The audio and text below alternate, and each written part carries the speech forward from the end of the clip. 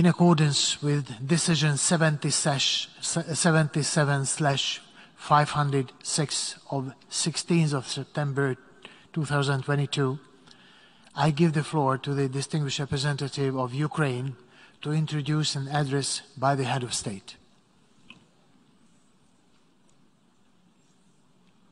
Mr. President, I have the honor to introduce the pre-recorded statement by His Excellency, Mr. Volodymyr Zelenskyy, President of Ukraine. Greetings to all people of the world who value peace and unity between different and equal nations. I wish you all peace. I thank you that we are united in our striving to restore peace and to guarantee peace for any nation that has become a victim of the armed aggression. A crime has been committed against Ukraine, and we demand just punishment. The crime was committed against our state borders. The crime was committed against the lives of our people. The crime was committed against the dignity of our women and men. The crime was committed against the values that make you and me a community of the United Nations. And Ukraine demands punishment for trying to steal our territory, punishment for the murders of thousands of people, punishment for tortures and humiliations of women and men, punishment for the catastrophic turbulence that Russia provoked with its illegal war, and not only for us, Ukrainians, but for the whole world, for every nation that is represented in this hall of the UN General Assembly. I'm speaking on behalf of the state which is forced to defend itself but has the formula for peace. I'm speaking to everyone who wants to hear how to achieve peace. I will present a formula that can work not only for us, but for everyone who may find themselves in similar circumstances as we did. It's a formula that punishes crime, protects life, restores security and territorial integrity, guarantees security, and provides determination. There are 5 preconditions for peace. Dear Mr. President of the General Assembly, dear Secretary General of the United Nations, dear heads of states and governments, dear journalists, nations of the world, Ukraine wants peace. Europe wants peace. The world wants peace. And we have seen who is the only one who wants war. There is only one entity among all UN member states who would say now, if he could interrupt my speech, that he's happy with this war, with his war. But we will not let this entity prevail over us, even though it's the largest state in the world. Ukraine showed strength on the battlefield, using its right to self-defense in accordance with Article 51 of the UN Charter, and no one will reproach us now or in the future with weakness or inability to fight for ourselves, for our independence.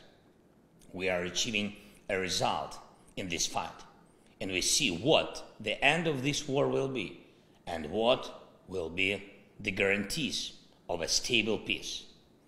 The UN Charter proclaims the equality of nations, and we proved that Ukraine is equal among the equals.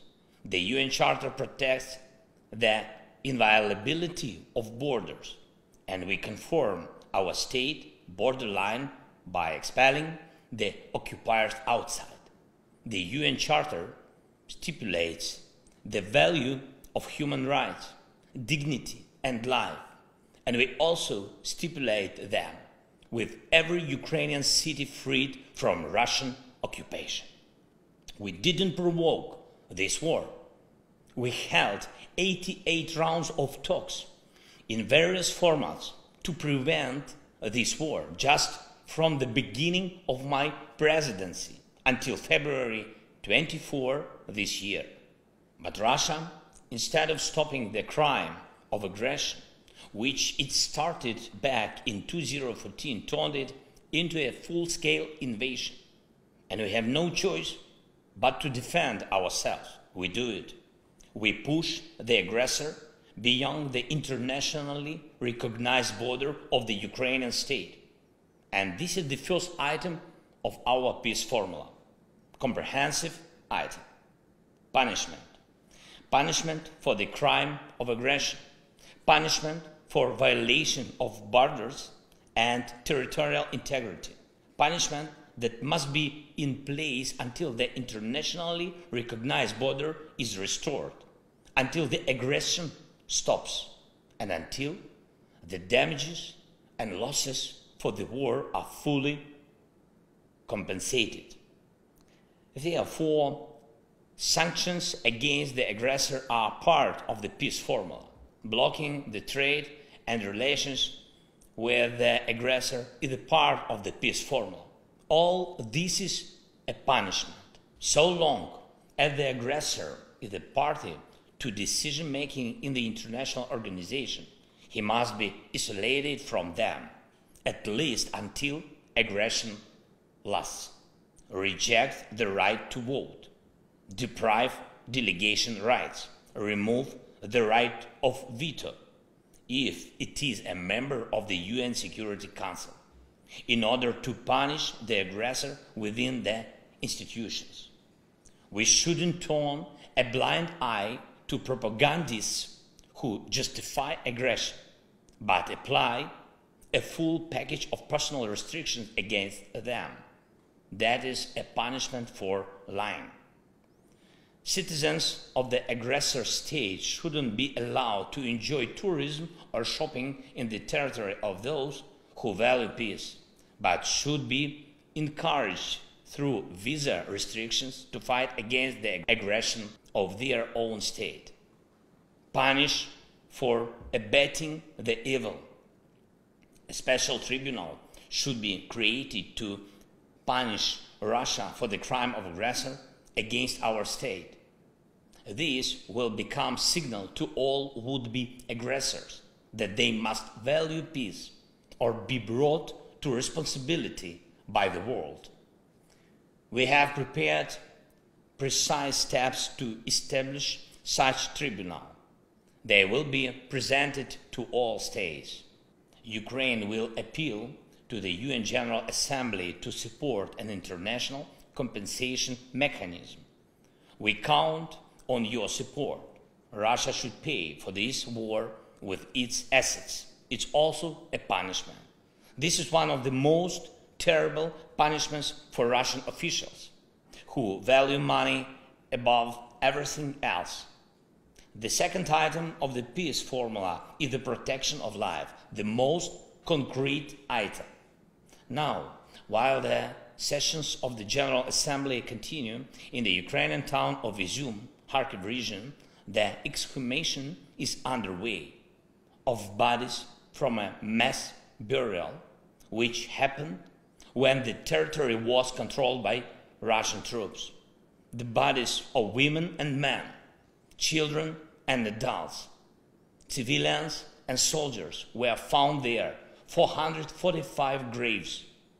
There is a family that died under the rubble of a house after a Russian airstrike. Father, mother, 6 and 8-year-old girls, grandparents. There is a man who was strangled with a rope. There is a woman with broken ribs and wounds on her body. There is a man who was castrated before the murder, and this is not the first case. Ask, please, the representatives of Russia why the Russian military are so obsessed with castration. What was done to them so that they want to do this to others? The only thing that differs the mass burial in Izum from what the world saw in Bucha is in fact the burial. The Russian army was in Izum for a longer time, and therefore the bodies of the killed people were buried and not scattered on the streets. So how can we allow the Russian army somewhere on Ukrainian soil, knowing that they're committing such mass murders everywhere? We cannot. We must protect life. The world must protect life. Every state suffering the armed aggression needs the opportunity to protect its citizens and liberate its territory. If it requires help with weapons or shells, they should be provided. If you needed financial help for this, it should be given. If for this it's necessary to help with the intelligence data, just do it. But what is not needed is lies. We can return the Ukrainian flag to our entire territory. We can do it with the force of arms, but we need time. We tried to speed it up. We tried to implement the basic provisions of the UN Charter for Ukraine through negotiations, but Russia is afraid of real negotiations and doesn't want to fulfill any fair international obligations. It lies to everyone, as it's typical for aggressors, for terrorists. Even now, when Russia talks about negotiations, it only wants to slow down its retreat. Russia wants to spend the winter on the occupied territory of Ukraine and prepare forces to attempt a new offensive, new Buchas, new Izums. Or at least it wants to prepare fortifications on occupied land and carry out military mobilization at home. We cannot agree to a delayed war because it will be even hotter than the war now. For us, this is a war for life. That is why we need defense support, weapons, military equipment and shells. Offensive weapons and long-range one is enough to liberate our land, and defensive systems, above all air defense.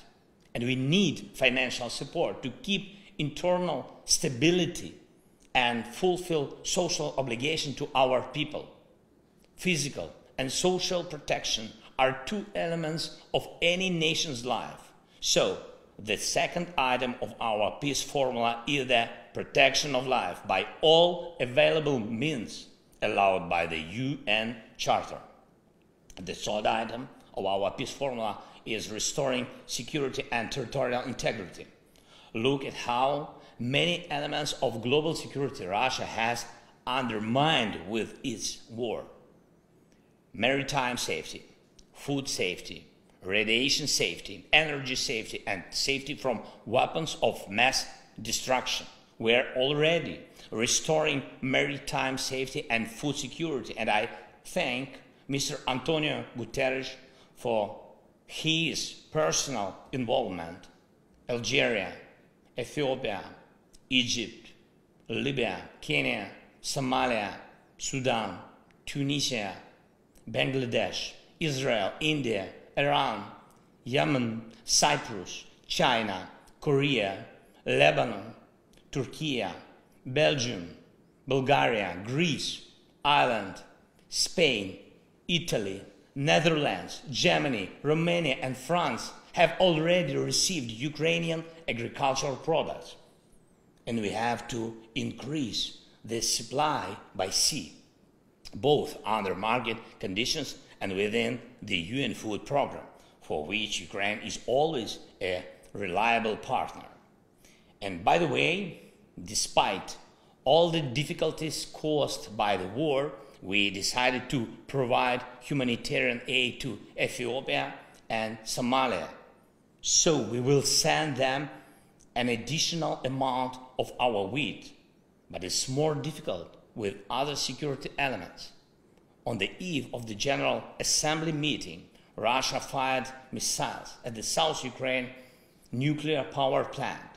The explosion hit the station buildings. Windows were broken. Walls were damaged.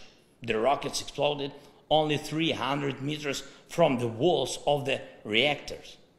And this is after the IAEA's clear appeal to Russia to stop any hostile activity against any nuclear facilities of Ukraine, and in particular against the Zaporizhzhia nuclear power station, the largest one in Europe, which Russia has turned into a target. And that makes all of you a target. Russian radiation blackmailing is something that should concern each and every one of you, because none of you will find a vaccine against radiation sickness. The cost of living crisis continues in dozens of countries. It roots in the destabilization of the energy market.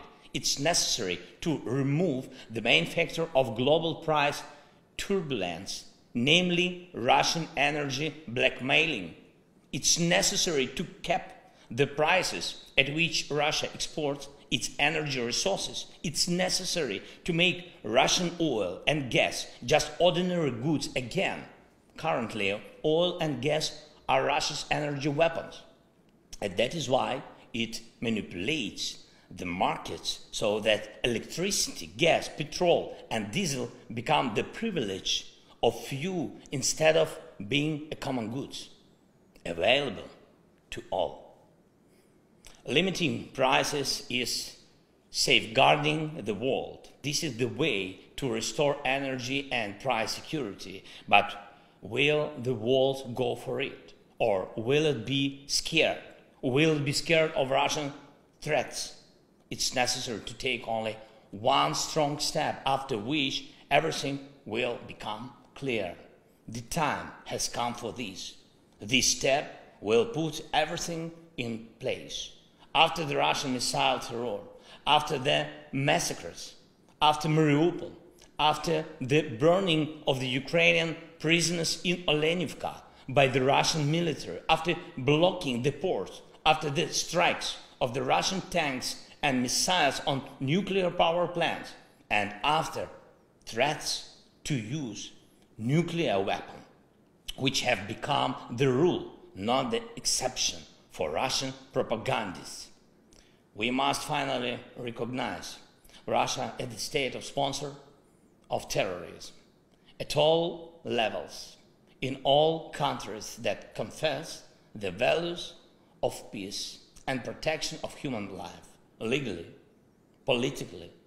If you don't have a legal mechanism, you can make a political decision in the parliaments. This is the foundation for restoring global security.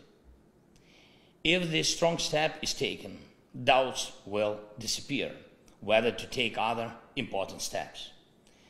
And what is very sensitive is the border, the territorial integrity. When one country tries to steal the territory of another state, it puts all of the world nation under attack. Global security cannot be restored without restoring the territorial integrity of the nation which suffered the armed aggression. So the third item of the Ukrainian peace formula is the restoration of security and territorial integrity. The fourth item is security guarantees. Every nation has the right to security guarantees, not only the largest nations, not only the most fortunate ones. We have proposals to upgrade the security architecture for Ukraine and for Europe and the world, which will not allow any more aggression against us. We are already presenting them to partners. Proposals for legally binding multilateral and bilateral treaties. These are the conditions for the guarantors to act and the timeline for their actions to bring results. Results on land, at sea, and in the air, in diplomacy and politics, in economy and finance, in providing weapons and intelligence. Each of you who will receive the text of our peace formula will also see the details of what we offer as security guarantees. I do not want to compare our offers with the guarantees of any alliances that exist on the planet now. I want to stress that it is always much better to guarantee the security of a nation preventively rather than to stop a war after it has already begun. And the fifth item of the Ukrainian peace formula is the determination, something without which the other four items will not work. This is our determination to fight. This is the determination of the partners to help us and also themselves. And this is the determination of the world to unite around the one who fights against armed aggression and to call to order the one who threatens all. So, all five items of our formula: punishment for aggression, protection of life, restoration of security and territorial integrity, security guarantees, and determination to defend oneself. This is the formula of crime and punishment, which is already well known to Russia. And this is the formula of justice and law, an order that Russia has yet to learn, as well as any potential aggressors. What is not in our formula? Neutrality. Those who speak of neutrality when human values and peace are under attack mean something else. They talk about indifference, everyone for themselves. Here is what they say. They pretend to be interested in each other's problems. They take care of each other formally. They sympathize only for protocol, and that is why they pretend to protect someone, but in reality they protect only their vested interests. This is what creates the conditions for war. This is what needs to be corrected in order to create conditions for peace. All you need is determination. There was a lot of talking about reforming the UN. How did all end? No result. If you look carefully at our peace formula, you will see that its implementation is already becoming a de facto reform of the United Nations. Our formula is universal and unites the North and the South of the world. It calls for the world's majority and encourages to expand the representation of those who remain unheard. This is an imbalance when Africa, Latin America, most of Asia, Central and Eastern Europe comply with the right of veto that they themselves never had. And this is what Ukraine is talking about. And have you ever heard such words from Russia? But it's a permanent member of the Security Council. For some reason. For what reason? No Japan or Brazil, no Turkey or India, no Germany or Ukraine. The day will come when this will be resolved. As for the talks between Ukraine and Russia, probably you have happened to hear different words from Russia about the talks, as if they were ready for them, but they talk about the talks but announce military mobilization. They talk about the talks but announce pseudo-referendums in the occupied territories of Ukraine. What is true then? The military mobilization in Russia is true. Sham referendums are also true. Russia wants war, it's true, but Russia will not be able to stop the course of history.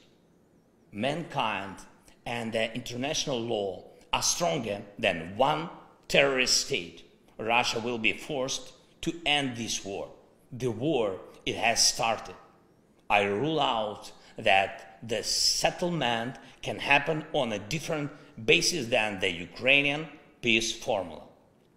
The further the Russian terror reaches, the less likely it's that anyone in the world will agree to sit at one table with them.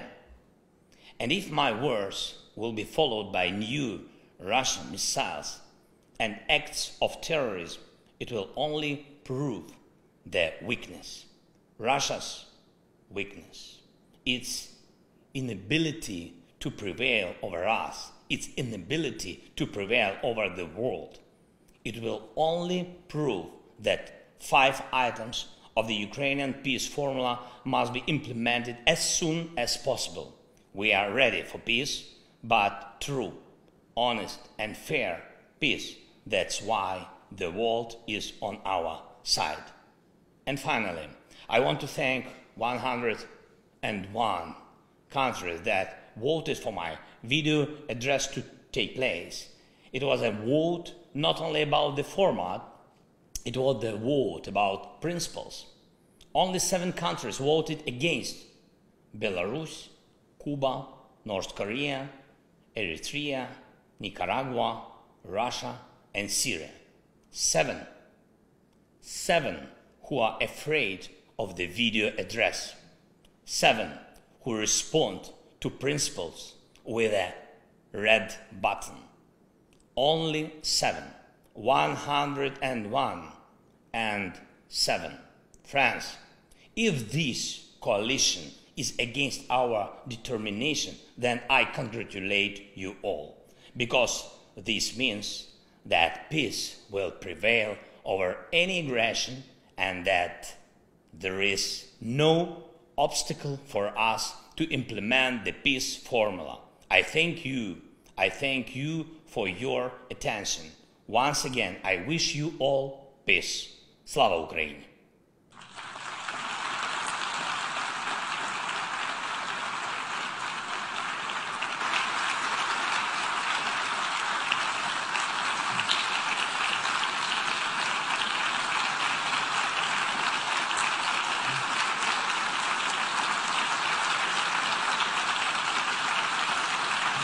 On behalf of the Assembly, I wish to thank the President of Ukraine for his statement just made.